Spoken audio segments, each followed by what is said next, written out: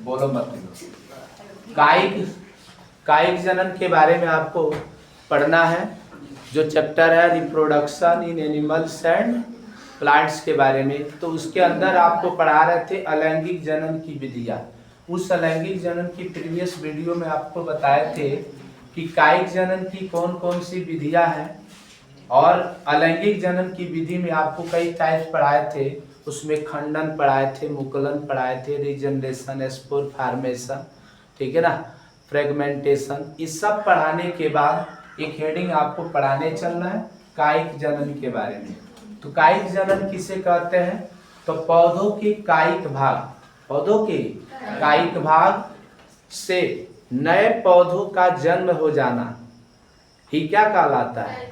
कायिक जनन कहलाता। अब कायिक भाग में क्या क्या आता है? वह जड़ होता है, तना होता है, उसके पत्ती भी हो सकती है, उसके कंद भी हो सकते हैं, प्रकंद भी हो सकते हैं। इस भाग द्वारा जब जनन होता है तो उसको क्या कहते हैं? कायिक जनन कहते हैं। कायिक जनन की दो विधि होती है। एक होता है प्राकृतिक कायिक जनन,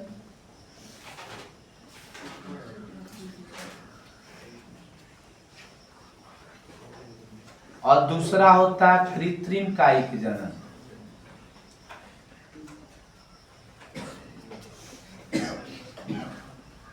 इसको आप नेचुरल वेजिटेटिव प्रोग्रेशन कहते हैं, और इसको आर्टिफिशियल वेजिटेटिव प्रोग्रेशन। इसमें आपने कई प्रकार का पढ़ा है। रूट द्वारा, जड़ द्वारा भी हो सकता है। दूसरा आपने पढ़ा है तना द्वारा। तीसरा पत्तियों द्वारा, पत्तियों द्वारा, कंद द्वारा, घनकंद द्वारा,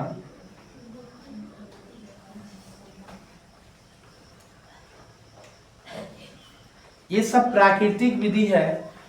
इनको प्राकृतिक स्रोतों से प्राप्त जो भी होते हैं, इनको हम क्या कर सकते हैं? प्राकृतिक विधि द्वारा इसको उत्पन्न कर सकते हैं। जैसे जड़ द्वारा आप देखोगे, इसमें भी विभिन्न पौधों को हम जड़ द्वारा ही क्या कर सकते हैं? उगा सकते हैं। जैसे शीशम का पेड़ है, उसको कहीं आप जड़ सहित बो देते हैं तो क्या हो जाता है? जम जाता है। केले को अगर जड़ सहित अगर बोते हैं तो भी क्या होता है? जब आज तो उसके भी बीज आ गए हैं, ठीक है ना, उसको आप बो सकते हैं। तना द्वारा कैसे बोया जाता है? कि पौधों के किसी तने भाग को अगर काट कर अगर जमीन में लगा दिया जाए, जैसे आप देखोगे इस तरह का, अगर गुलाब का पौधा है, इसको काट देने के बाद कुछ दिनों के बाद इसमें से देखिएगा पत्ती निकल जाती है, ठीक है ना, इधर से भी निकल जाएगा, इस तरह का पत्ती निकल जाता है। जैसे ये फोटोसिंथेसिस प्रोसेस होना शुरू हो जाता है तो तेजी से पौधे का विकास होना शुरू हो जाता है। तो इस विधि को हम क्या कहते हैं? यानी तना द्वारा हो जाता है, ठीक है ना, अर्थात उसके स्टेम पार्ट को काट। उसी तरह आलू का अगर आंख रहे, आलू ये पार्ट है, अगर इसमें आंख वाला पार्ट अगर आपको दिखाई दे, इस तरह का अगर जमीन के अंदर इसको डाल देते हैं, कुछ दिनों के बाद आप देखते हैं इसमें से क्या हो जाती है? नई कलियां इस तरह का, मतलब उसमें पत्तियां निकलनी शुरू हो जाती है। जब प्रकाश संश्लेषण की क्रिया होती है तो वे पेड़ यह तुरंत इसमें ग्रोथ होना शुरू हो जाता है, इसमें पत्तियां और भी निकल जाती है। तो इससे अब ये तना द्वारा जो होता है प्रवर्धन होता है। पत्तियों द्वारा जैसे आप शकरकंद बोते हैं तो उसमें पत्ती को ही पाट बोया जाता है, कुछ दिनों के बाद उसमें से क्या होता है? अनेक उसमें टैप रूट तैयार होते हैं, उसमें से वह शकरकंद बनना शुरू हो जाता है। ये सब प्रोसेस किसके अंदर होता है? पत्तियों द्वारा, कंद, घनकंद, ये सब जो होता है। अब आपको पढ़ाने चल रहा है कृत्रिम कायिक जनन के बारे में। इसमें 3 प्रकार के होंगे, कटिंग, दूसरा होता है ग्राफ्टिंग होता है, चाहे लेयरिंग देख लीजिए पहले, लेयरिंग। तीसरा जो होता है ग्राफ्टिंग मेथड। देखिए इन सब में काटने की कोई आवश्यकता नहीं है, कढ़ाई इसको डाल दिया जाता है। जैसे आलू को, जैसे आप गन्ना बोते हो तो गन्ना का तना वाला ही पार्ट हम क्या करते हैं, बोते हैं। अगर उसको खड़ा डाल दिया जाए तो ये क्या हो जाता है, प्राकृतिक विधि। लेकिन उसको पतले पतले भागों में अगर काट दिया, छोटे छोटे टुकड़ों में, तो उसको कटिंग मेथड कहेंगे। यानी उसको हम क्या करते हैं, कटिंग, जिसको आप इसमें कलम लगाना अर्थ होता है इसका, कलम लगाना। आप देखिएगा जो आप भी कलम लगा सकते हो, आम के पौधे हो चाहे लीची के पौधे हो, किसी उसके तने पार्ट को छील दीजिए। छीलने के बाद उसके ऊपर क्या कीजिए, मिट्टी का परत चढ़ा दीजिए और उसमें कवर लगाते हैं। और कवर बांध करके उसके ऊपर ऐसा कवर बांधिए जिसमें उसमें ऑक्सीजन की सप्लाई ना हो। और उस कंडीशन में देखोगे कुछ दिनों के बाद उसमें से जड़ें आ जाती हैं। क्या होती हैं, जड़ें आती है। उसके पीछे भाग से काट कर आप क्या कीजिए, वो ये तो देखिए उसी को कहते हैं कलम लगाना। क्या कहते हैं, कलम। आम का कलम लगता है ना, लीची का कलम लगता है। ये सब प्रोसेस से होता है, कटिंग मेथड से।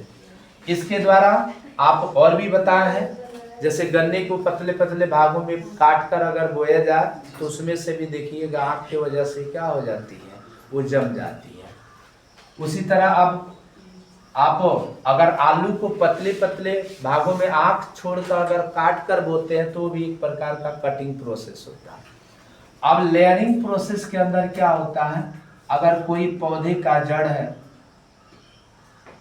इस तरह का, जमीन के अंदर क्या है, टैप रूट है, अगर इसकी भी कोई एक ब्रांच है, इस तरह का ये कोई ब्रांच है, एक पत्ती वाली इसमें पौधा है,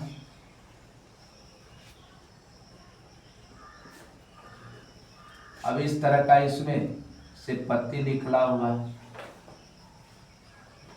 और यहाँ से जड़े, ये इसकी पार्ट है और यहाँ से फूल कोइल बन रहा है इसमें, ठीक है ना। अब यहाँ से जो ये पार्ट निकल रहा है, अगर उसके एक भाग को जमीन के अंदर दबा दीजिए, जमीन के अंदर दबाने के बाद देखिएगा इसमें से भी पत्तियां निकलनी शुरू हो जाए और यहाँ से भी ये पार्ट निकलने शुरू हो जाते हैं।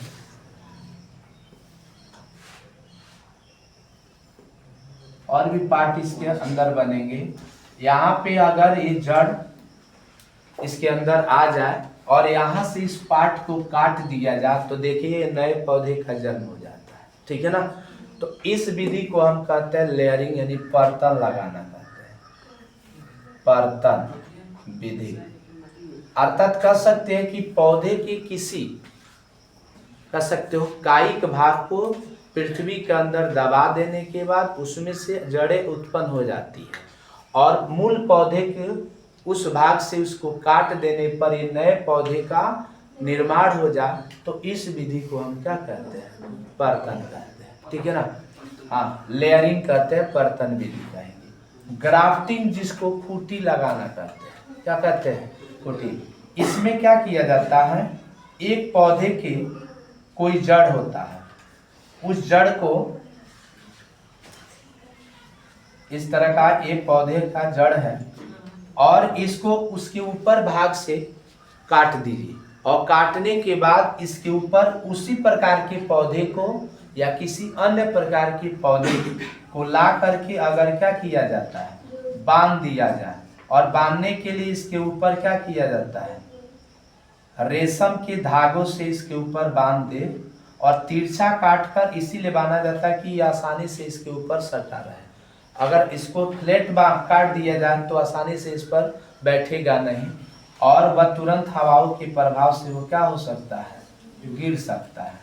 तो इस तरह का अगर पौधा बनना शुरू हो जाए, जैसे मान लीजिए एक कटहल का जड़ है, इसके ऊपर आम का अगर जड़ पौधे का अगर ऊपर वाला पार्ट अगर बांध दिया जाए तो अगर संयोगवश अगर ये क्या हो जाए, चिपक जाए, तो ये नए पौधे का क्या कर देगा, जन्म ले। लेकिन ध्यान रहे, अगर जड़ कटहल का रहा ऊपर आम का रहा तो आम ही फड़ेगा। ऐसा ना होगा कि कटहल है तो अब कटहल से आम है तो कटहल निकलना शुरू हो जाए, ऐसा कुछ संभव नहीं। तो नीचे वाले पार्ट को सियान कहते हैं। क्या कहते हैं? और ऊपर वाले भाग को हम क्या कहते हैं? स्टॉक कहते हैं। क्या कहते हैं? स्टॉक। तो इस तरह का ये विधि क्या कहलाती है? ग्राफ्टिंग विधि कहलाती है। ठीक है ना। जड़ का मेन काम होता है खनिज पदार्थों को अवशोषित करना। यानी जड़ का क्या काम होता है? खनिज पदार्थों का अवशोषित करना और उसके ऊपर भाग और जल को अवशोषित करके पौधे के विभिन्न भागों तक पहुंचाना। यही मेन उसका फंक्शन होता है। इस तरह का ये विधि आप देखोगे तो 3 विधि होती है। कौन सा? कृत्रिम काई जनन। मैं आशा करता हूँ आपको यह समझ में आया होगा। समझ में आया तो कृपया सब्सक्राइब करें, लाइक करें।